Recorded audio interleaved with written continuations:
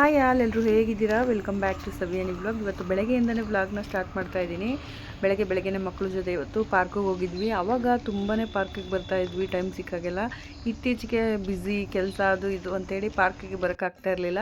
ಅದರಲ್ಲೂ ಅಪ್ಪ ಅಮ್ಮ ಮಕ್ಕಳು ಎಲ್ಲರೂ ಒಟ್ಟಿಗೆ ಬಂದರೆ ಮಕ್ಕಳಿಗೆ ತುಂಬಾ ಖುಷಿ ಆಗುತ್ತೆ. ಯಾಕಂದರೆ ಒಬ್ಬರಿಲ್ಲ ಅಂದಾಗ ಇನ್ನೊಬ್ಬರನ್ನ ಮಿಸ್ ಮಾಡ್ಕೊಳ್ತಾ ಇರ್ತಾರೆ. ಹಾಗಾಗಿ ಬೆಳಗ್ಗೆನೇ ಎಷ್ಟು ಚೆನ್ನಾಗಿತ್ತು ವಾತಾವರಣ ಅಂದರೆ ತುಂಬಾ ಚೆನ್ನಾಗಿತ್ತು. ಅದನ್ನು ಮ್ಯೂಟು ಕೂಡ ಮಾಡಿಲ್ಲ ನಾನು. ಎಷ್ಟು ನಿಶ್ಶಬ್ದವಾಗಿದೆ ಅಂತ ನೀವು ಕೇಳಿಸ್ಕೊಳ್ಬೋದು.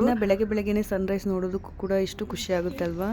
ಅಂದರೆ 6:30 ಟೈಮಲ್ಲಿ ಆ ನೀರಲ್ಲಿ ಅದರದ್ದು ಸ್ಯಾಡೋ ಬೀಳ್ತಾ ಇತ್ತಲ್ಲ, ಅದು ನೋಡೋಕ್ಕೆ ಒಂಥರ ಚೆನ್ನಾಗಿತ್ತು. ಆದರೆ ನೀರು ಸ್ವಲ್ಪ ಸ್ಮೆಲ್ ಇತ್ತು ಅಲ್ಲಿ. ಅಂದರೆ ಫಿಶ್ಗಳು ಮತ್ತು ಹಕ್ಕಿಗಳೆಲ್ಲ ಇರ್ತಾವಲ್ಲ, ಅದು ಗಲೀಜಿಂದ ಸ್ವಲ್ಪ ಸ್ಮೆಲ್ ಅನಿಸ್ತಾ ಇತ್ತು. ಹಾಗಾಗಿ ಅಲ್ಲೇನು ತುಂಬ ಹೊತ್ತು ನಿಂತ್ಕೊಳ್ಳೋಕೆ ಹೋಗಲಿಲ್ಲ ನಾವು. ಹಾಗೇ ವಾಕ್ ಮಾಡಿಕೊಂಡು ಈ ಕಡೆ ಮಕ್ಕಳ ಆಟ ಸಾಮಾನೆಲ್ಲ ಇರುತ್ತಲ್ವ, ಅಲ್ಲಿ ಬಂದ್ವಿ. ಲಯ ನೋಡಿ ಯಾವ್ದು ಆಡಲಿ ಯಾವ್ದು ಬಿಡಲಿ ಅನ್ನೋ ಥರ ಕನ್ಫ್ಯೂಷನಲ್ಲಿ ಆಟ ಆಡ್ತಾ ಇದ್ಲು. ತುಂಬಾ ಎಂಜಾಯ್ ಮಾಡಿದ್ಲು ಅಂತಲೇ ಹೇಳ್ಬೋದು. ಒಂದರಲ್ಲೂ 10 ನಿಮಿಷ 5 ನಿಮಿಷ ಕೂರ್ತಾನೆ ಇಲ್ಲ. ಎಲ್ಲದರಲ್ಲೂ ಒಂದೆರಡು ನಿಮಿಷ ಕೂತ್ಕೊಳ್ಳೋದು, ಮತ್ತು ಅದನ್ನ ಆಡ್ಲಾ ಅಂತ ಕನ್ಫ್ಯೂಷನ್ಸ್ ಅವಳಿಗೆ. ಹಂಗಾಗಿ ಎಲ್ಲ ಕಡೆನೂ ಆಟ ಆಡ್ತಾ ಇದ್ಲು. ಹನಿ ಜೊತೆ ಅಂತೂ ಇರ್ತಾನೆ ಇರಲಿಲ್ಲ. ಹನಿ ಒಂದು ಕಡೆ ಇದ್ದರೆ ಇವಳು ಒಂದು ಕಡೆ ಆಟ ಆಡ್ತಾ ಇದ್ಲು.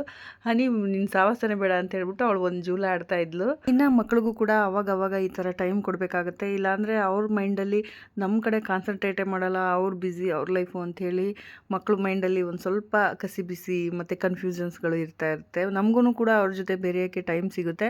ನಾನಂತೂ ಮನೇಲಿ ಯಾವಾಗಲೂ ಮಕ್ಕಳ ಜೊತೆ ಇರ್ತೀನಿ ನಿಜ. ಆದರೆ ನನ್ನ ಹಸ್ಬೆಂಡ್ಗೆ ಅಷ್ಟೊಂದು ಟೈಮ್ ಇರಲ್ಲ. ಹಾಗಾಗಿ ಟೈಮ್ ಸಿಕ್ಕಾಗ ಮಾರ್ನಿಂಗ್ ಟೈಮೇ ಬೆಳಗ್ಗೆ ಬೇಗನೆ ಎದ್ದು ಮಕ್ಕಳನ್ನ ಈ ಥರ ಕರ್ಕೊಂಡು ಬರ್ತಾರೆ. ಹನಿ ಚಿಕ್ಕವಳು ಇದ್ದಾಗ ನಮಗೆ ಸ್ವಲ್ಪ ಸಮಯ ಸಿಗ್ತಾ ಇತ್ತು. ಅಷ್ಟೊಂದು ಬ್ಯುಸಿ ಇರ್ತಾ ಇರಲಿಲ್ಲ. ಅವಳನ್ನ ತುಂಬಾ ಕಡೆ ಕರ್ಕೊಂಡು ಓಡಾಡಿದ್ದೀವಿ, ತುಂಬಾ ಕಡೆ ಸುತ್ತಾಡಿಸಿದ್ದೀವಿ.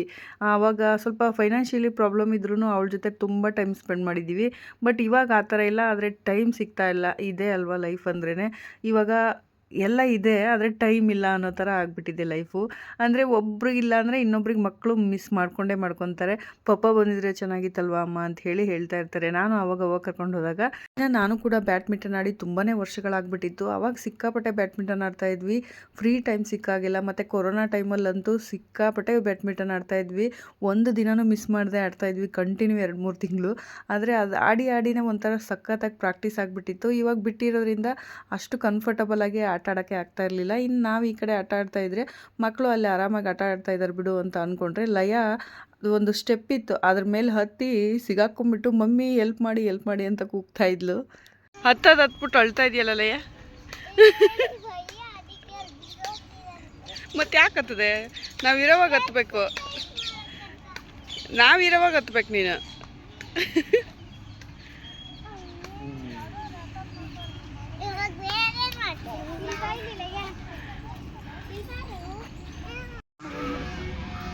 ಜಂಪ್ ಮಾಡಿ ಹಿಡಿಬೇಕು. ಇನ್ನು ಆ ಥರ ಹತ್ತಕ್ಕೆ ಹೋಗಿ ಹೆದರ್ಕೊಂಡ್ಬಿಟ್ಲಲ್ಲ. ಇನ್ನು ಅವ್ರ ಪಪ್ಪನ ಬಿಡ್ತಾನೆ ಇಲ್ಲ. ನೀನು ನನ್ನ ಜೊತೆಲೇ ಇರು, ನಾನು ಆಟ ಆಡೋವರೆಗೂ ಅಂಥೇಳಿ ಪಪ್ಪನ ಕರ್ಕೊಂಡೇ ಆಟ ಆಡ್ತಾ ಇದ್ದಾಳೆ. ಜಂಪ್ ಮಾಡಿ ಹಿಡಿಬೇಕು ಅಂತ ಹೇಳಿದ್ರೆ ಅದನ್ನು ಹಿಡಿಯೋಕ್ಕೂ ಕೂಡ ಆಗ್ತಾಯಿಲ್ಲ ಅವಳಿಗೆ. ಅದು ಸ್ವಲ್ಪ ಮಾಡಿಸ್ತಾ ಇದ್ರೆ ಈ ಥರ ಎಲ್ಲ ಮಕ್ಕಳಿಗೆ ಸ್ವಲ್ಪ ಹೈಟು ಕೂಡ ಬೆಳೀತಾರೆ. ಹಾಗಾಗಿ ಅದನ್ನು ಟ್ರೈ ಮಾಡ್ತಾಯಿದ್ರು. ಅಂದರೆ ಯಾವತ್ತೋ ಒಂದಿನ ಮಾಡೋದ್ರಿಂದ ಎಲ್ಲ ಆಗಲ್ಲ. ಡೈಲಿ ಮಕ್ಕಳನ್ನ ಕರ್ಕೊಂಬರ್ಬೇಕು. ಅಂದರೆ ಡೈಲಿ ಆಗಿಲ್ಲ ಅಂದರೂ ವಾರದಲ್ಲಿ ಒಂದು 2-3 ದಿನನಾದರೂ ಈ ಥರ ಕರ್ಕೊಂಡು ಬಂದರೆ ಅಟ್ಲೀಸ್ಟ್ ಸ್ವಲ್ಪ ಅವ್ರ ಬೆಳವಣಿಗೆಗೆ ಹೆಲ್ಪ್ ಆಗುತ್ತೆ ಅಂತಲೇ ಹೇಳ್ಬೋದು. ಇನ್ನು ಹನಿನೂ ಕೂಡ ಸ್ವಲ್ಪ ಖುಷಿಯಾಗಿ ಆಟ ಆಡ್ತಾ ಇದ್ದಾಳೆ. ಅವಳಿಗೂ ಕೂಡ ಬ್ಯಾಡ್ಮಿಂಟನ್ ಅಂದರೆ ತುಂಬಾ ಇಷ್ಟ. ಮಕ್ಕಳ ಜೊತೆ ಆಟ ಆಡ್ತಿರ್ತಾಳೆ. ಇತ್ತೀಚೆಗೆ ಸ್ವಲ್ಪ ಈ ಥರ ಎಲ್ಲ ಆಟ ಆಡೋಕ್ಕೆ ನಾನು ಕೂಡ ಆಚೆ ಬಿಡ್ತಾ ಇದ್ದೀನಿ. ಎಷ್ಟು ದಿನ ಅಂತ ಅವಳನ್ನು ಮನೆ ಒಳಗಡೆ ಕಟ್ಟಾಕೊಳ್ಳೋದು ಅಂಥೇಳಿ ಸ್ವಲ್ಪ ಹೊತ್ತು ಆಟ ಆಡ್ಕೊಂಡು ಬಾಮ್ಮ ಒಂದು ಅರ್ಧ ಮುಕ್ಕಾಲು ಗಂಟೆ. ಆದರೆ ಇವಾಗ ಸ್ವಲ್ಪ ಸೊಳ್ಳೆ ಜಾಸ್ತಿ ಅಲ್ವಾ, ಹಾಗಾಗಿ ಸಾಯಂಕಾಲ ಟೈಮ್ ಬಿಡೋಕ್ಕೆ ಅವಳಿಗೆ ಸ್ವಲ್ಪ ಭಯ ಆಗುತ್ತೆ ನಮಗೆ.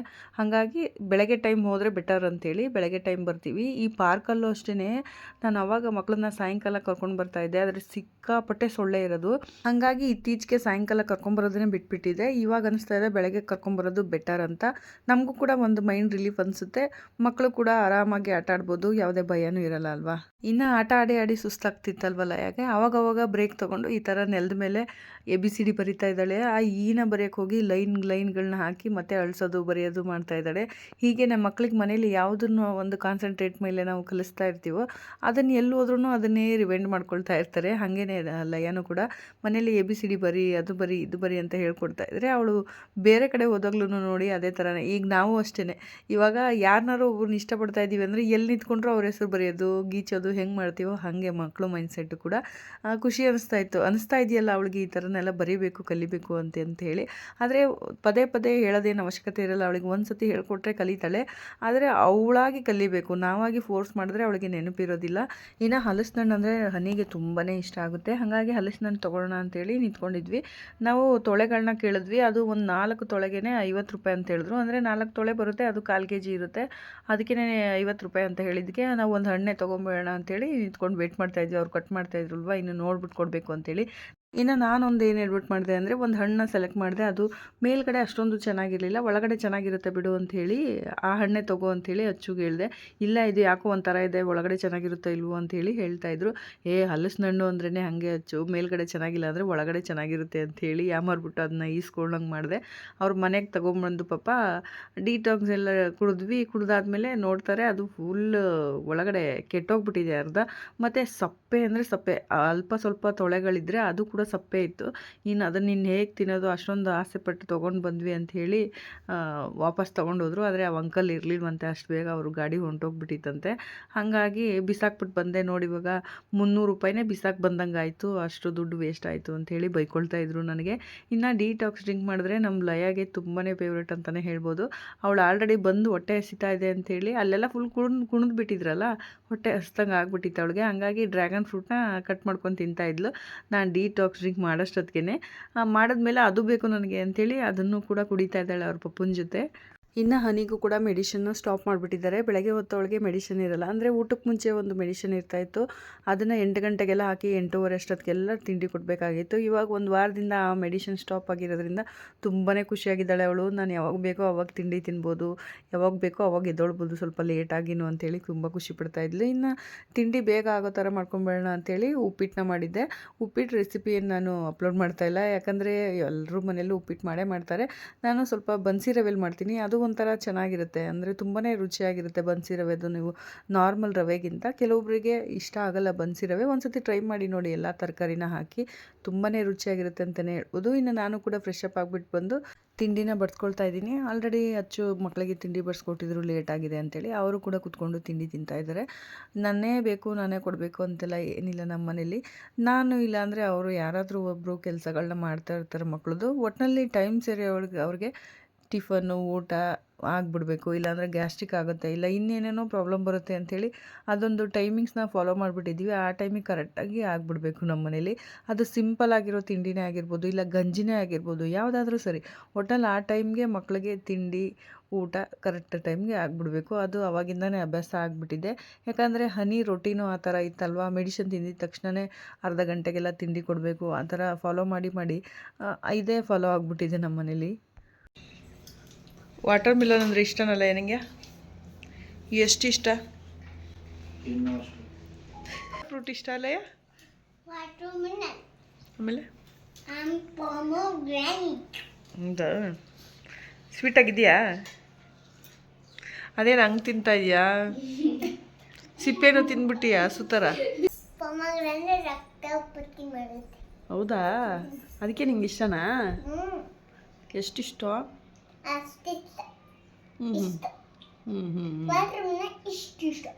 ಹೌದಾ, ತೀಟೆ ಸುಬ್ಬಿ ಅವರು ನೀವು. ಇವಾಗ ಏನು ಮಾಡ್ತೀರಾ?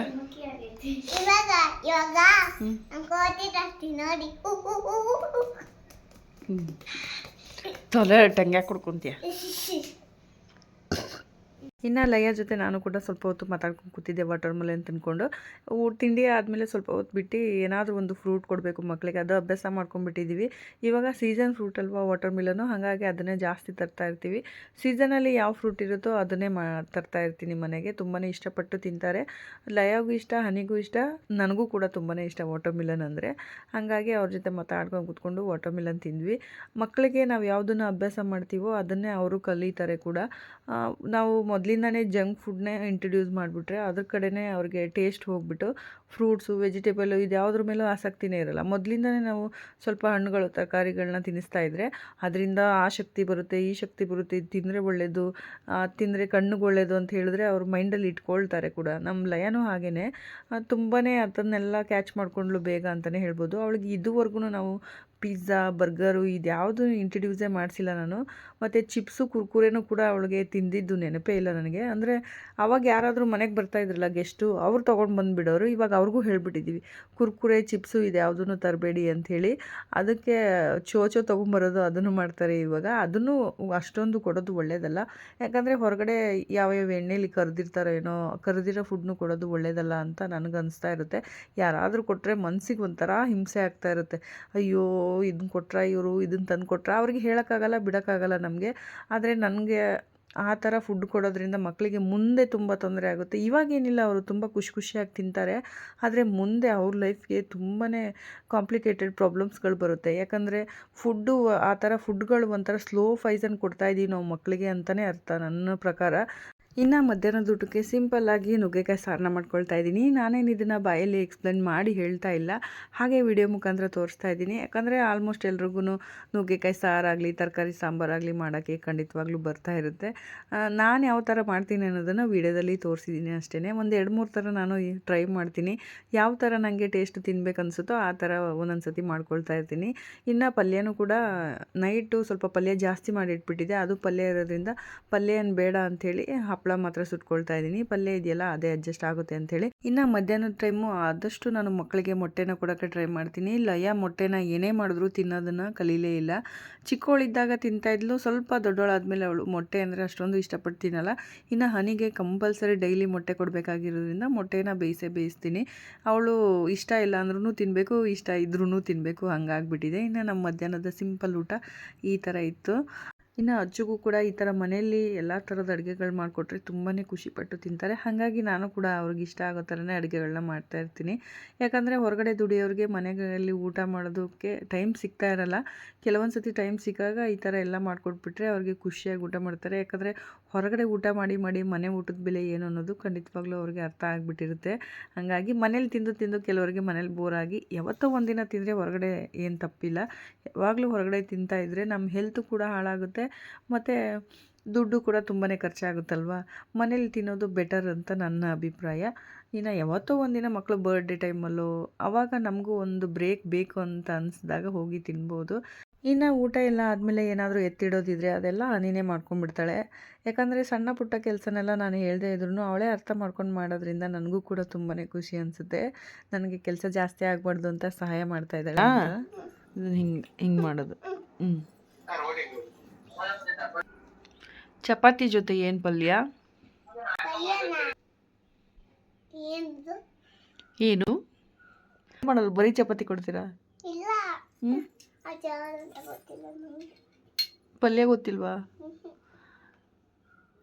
ನಮ್ಮ ಮನೇಲಿ ಏನೇನು ಪಲ್ಯ ಮಾಡ್ತೀವಿ? ಸಾಂಬಾರು, ಚಟ್ನಿ, ಪಲ್ಯ. ಅದೇ ಯಾವ ಪಲ್ಯ ಮಾಡ್ತಾ ಇದ್ದೀರಾ ನೀವು? ಪಲ್ಯ ನಂಗೆ ಅಷ್ಟು ಕೊಡ್ತಿಲ್ಲ, ಅಂಗಡಿ ಕೊಡ್ತೀನಿ. ಮಾಡಿ ನಂಗೂ ಕೊಡಿ. ಅದೇನದು? ಅಲ್ಲ, ಅದರೊಳಗಿದೆಯಲ್ಲ. ಹಾಂ, ಕಾಳೆಲ್ಲ ತೊಗೊಂಬಂದು ಇಟ್ಕೊಂಡಿದ್ದೀರಾ? ಅಕ್ಕ ತಂದಿಟ್ಟಿದ್ದಾರಾ? ಊಟ ಜೋರಿದೆ ಹಂಗಾದ್ರೆ.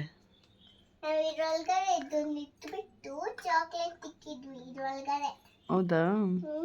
ಅಡುಗೆ ಮಾಡೋಕ್ಕೆ ಬರುತ್ತಾ ನಿಮಗೆ? ಮಾಡಿ. ಏನು ಮಾಡಿಕೊಡ್ತೀರಾ ನನಗೆ ಸ್ಪೆಷಲ್ಲು? ದೋಸೆನಾ? ದೋಸೆಗೆ ಏನು ಪಲ್ಯ ಮಾಡ್ತೀರಾ?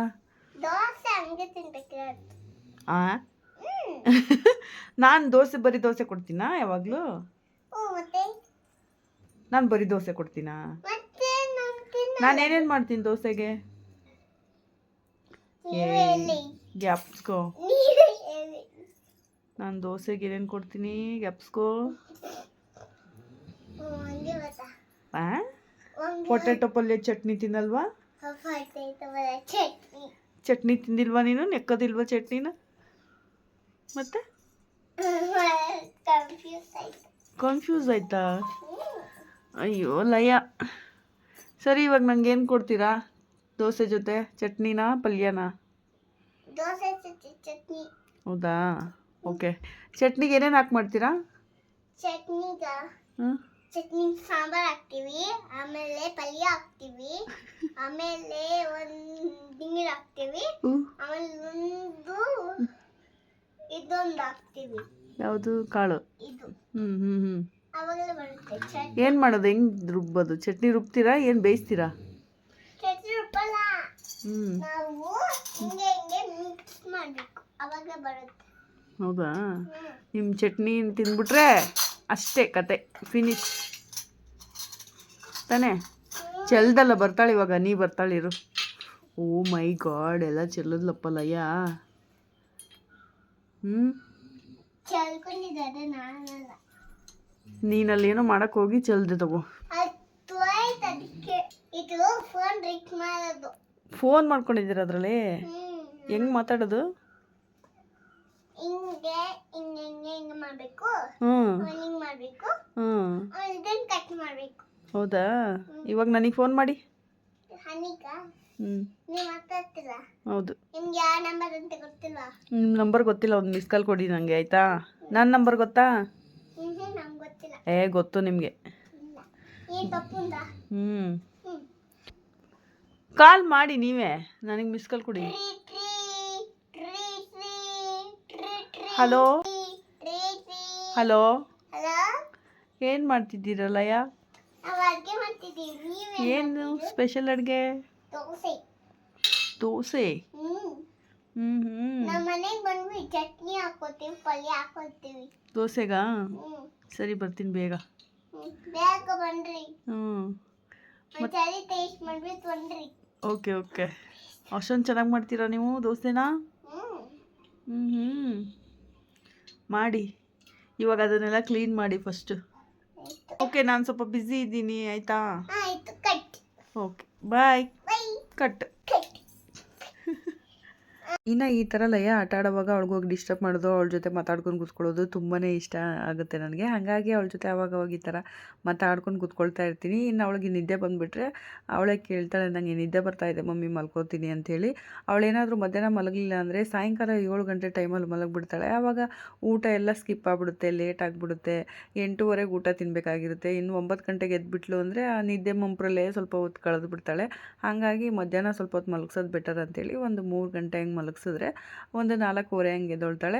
12-1 ಗಂಟೆಗೆ ಮಲಗಿಸಿದ್ರೆ ಏನಾಗ್ಬಿಡುತ್ತೆ ಅಂದರೆ ಊಟ ಸ್ಕಿಪ್ ಆಗಿಬಿಡುತ್ತೆ. ಅದಕ್ಕೆ ಸ್ಕಿಪ್ಪಿಂಗ್ ಟೈಮ್ ಆಗಬಾರ್ದು ಯಾವುದೇ ಒಂದು ಕಾರಣಕ್ಕೆ ಅಂಥೇಳಿ ನಾನು ಊಟ ಎಲ್ಲ ಮುಗಿದಾದ್ಮೇಲೆ ಒಂದು ಅರ್ಧ ಮುಕ್ಕಾಲು ಗಂಟೆ ಆಟ ಆಡಿಬಿಟ್ಟು ಈ ಥರ ಮಲಗಿಸೋದು ಅಭ್ಯಾಸ ಮಾಡಿಬಿಟ್ಟಿದ್ದೀನಿ. ಅವಳು ಅದೇ ಟೈಮಿಗೆ ಕರೆಕ್ಟಾಗಿ ಮಲಗಿಬಿಡ್ತಾಳೆ.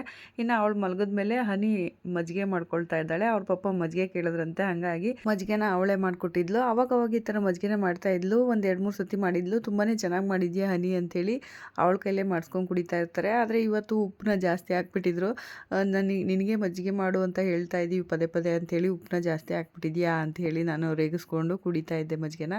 ಇನ್ನು ಅಚ್ಚುನೂ ಕೂಡ ಟೈಮ್ ಆಯಿತು ಅಂಥೇಳಿ ಹೊರಟರು. ಅವ್ರಿಗೆ ಇದೇ ಥರ ಒಂದು ಸತಿ ಬೇಗ ಹೋಗ್ತಾರೆ, ಒಂದು ಸತಿ ಸಾಯಂಕಾಲ ಹೋಗ್ತಾರೆ. ಆ ಥರ ಸಾಯಂಕಾಲ ಡ್ಯೂಟಿ ಇತ್ತು ಇವತ್ತು, ಹಾಗಾಗಿ ಅವರು ಕೂಡ ಹೊರಟರು. ಇನ್ನು ನಮ್ಮ ಏರಿಯಾದಲ್ಲೂ ಕೂಡ ಜಾತ್ರೆ ನಡೀತಾ ಇತ್ತು. ಹಾಗಾಗಿ ನಾನು ಫ್ರೆಂಡ್ನ ಬರೋಕ್ಕೆ ಹೇಳಿದೆ, ಜಾತ್ರೆ ಇದೆ ಕಣೆಮ್ಮ, ಬಾ ಒಂದು ರೌಂಡು ಸುತ್ತಾಡ್ಕೊಂಡು ಬರೋಣ ಮಕ್ಕಳು ಕರ್ಕೊಂಡು ಅಂತೇಳಿ. ಜಾತ್ರೆ ಅಂದಿದ ತಕ್ಷಣವೇ ಲಯನೂ ಕೂಡ ರಪ್ ಅಂತ ಎದ್ಬಿಟ್ಟು ಬಂದು ರೆಡಿ ಆಗ್ತಾ ಇದ್ದಾಳೆ. ಅವಳಿಗೆ ತಲೆ ಬಚ್ಕೊಳ್ಳೋದಂದರೆ ಅಷ್ಟೊಂದು ಇಷ್ಟ ಆಗಲ್ಲ. ಹಾಗಾಗಿ ನೈಸ್ ಮಾಡಿ ಪೂಸಿ ಹೊಡೆದು ತಲೆ ಬಚ್ಚಿಸ್ತಾ ಇದ್ದೀನಿ ಅವಳಿಗೆ. ಇನ್ನು ಹೋಗೋಣ ಅಂತೇಳಿ ನಾವು ಕೂಡ ಒಂದು 6:30-7 ಗಂಟೆ ಅಷ್ಟೊತ್ತಿಗೆ ಹೊರಟ್ವಿ. ಆಲ್ರೆಡಿ ಸ್ವಲ್ಪ ಕತ್ಲೆ ಆಗಿತ್ತು. ಕತ್ಲೆ ಆಗಲಿ ಅಂತಲೇ ನಾವು ಸ್ವಲ್ಪ ಹೊತ್ತು ಕಾಯ್ಕೊಂಡು ಮಕ್ಕಳನ್ನು ವೇಟ್ ಮಾಡಿಸ್ಕೊಂಡು ಕೂತಿದ್ವಿ. ಯಾಕಂದರೆ ಲೈಟಿಂಗ್ ಎಲ್ಲ ಬಿಟ್ಟಿರ್ತಾರಲ್ಲ, ಅದು ನೀಟಾಗಿ ಕಾಣುತ್ತೆ. ಕತ್ಲೆ ಆದರೆ ಮತ್ತು ಪಟಾಕಿ ಎಲ್ಲ ಹೊಡಿತಾರೆ, ದೇವ್ರ ಮೆರವಣಿಗೆ ಕೂಡ ಬರುತ್ತೆ ಅಂಥೇಳಿ ಕಾಯ್ಕೊಂಡು ಕೂತಿದ್ವಿ. ಇನ್ನು ಟೈಮ್ ಆಯಿತು ಅಂತೇಳಿ ಹೋದ್ವಿ. ತುಂಬಾ ಚೆನ್ನಾಗಿತ್ತು ಈ ವರ್ಷ ಅಂತಲೇ ಹೇಳ್ಬೋದು.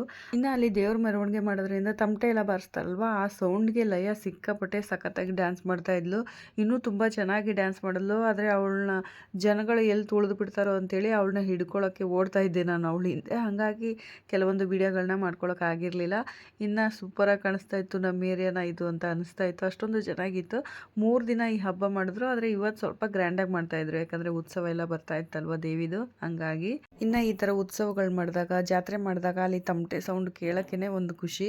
ನಮಗೂ ಕೂಡ ಒಂದು ಒಳ್ಳೆ ಪಾಸಿಟಿವ್ ವೈಬ್ಸ್ ಬರುತ್ತೆ. ಒಂದು ಮೈಂಡಲ್ಲಿ ಯಾವುದೇ ಚಿಂತೆ ಇರಲ್ಲ, ಮೈಂಡಲ್ಲಿ ಯಾವುದೇ ಯೋಚನೆ ಇರಲ್ಲ. ಆ ಸೌಂಡಲ್ಲೇ ನಾವು ಕಳೆದೋಗ್ಬಿಟ್ಟಿರ್ತೀವಿ. ಇನ್ನು ಮಕ್ಕಳಂತೂ ಎಗ್ಗಿಲ್ಲದೆ ಡ್ಯಾನ್ಸ್ ಮಾಡ್ತಾರೆ. ನಮಗೂ ಕೂಡ ಒಳಗಡೆ ಡ್ಯಾನ್ಸ್ ಮಾಡಬೇಕು ಅನ್ನೋ ಫೀಲು ಕೂಡ ಬರುತ್ತೆ ಆ ಸೌಂಡ್ಗೆ. ಆ ಸೌಂಡ್ನು ಕೂಡ ನಾನು ಪ್ಲೇ ಮಾಡ್ತೀನಿ ನೋಡಿ.